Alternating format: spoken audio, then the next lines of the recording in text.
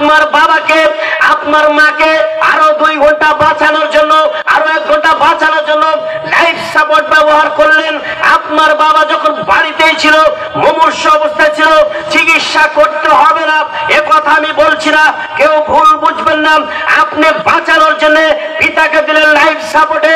আল্লাহর নবী জনাবে মুহাম্মদুর রাসূলুল্লাহ সাল্লাল্লাহু আলাইহি ওয়াসাল্লাম বলেছেন, লাক্কিউ মাউতাকুম লা ইলাহা ইল্লাল্লাহ। মুমূর্ষু ব্যক্তির সামনে কালেমার তাকিল করো, লা ইলাহা ইল্লাল্লাহ, আল্লাহ ছাড়া কোনো উপাস্য নাই, আল্লাহ ছাড়া কোনো মাবুদ নাই, আল্লাহ ছাড়া কোনো আইন দাতা নাই, বিধান দাতা নাই, খাদ্য দাতা নাই, রিজিক দাতা নাই, হায়াত দাতা নাই। সকল ক্ষমতার মালিক হলেন আল্লাহ, সকল ক্ষমতার উৎস হলেন আল্লাহ।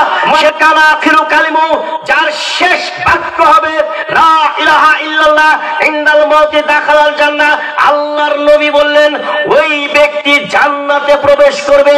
আল্লাহর নবী বললেন ওই ব্যক্তি জান্নাতে প্রবেশ করে। বলেন আলহামদুলিল্লাহ।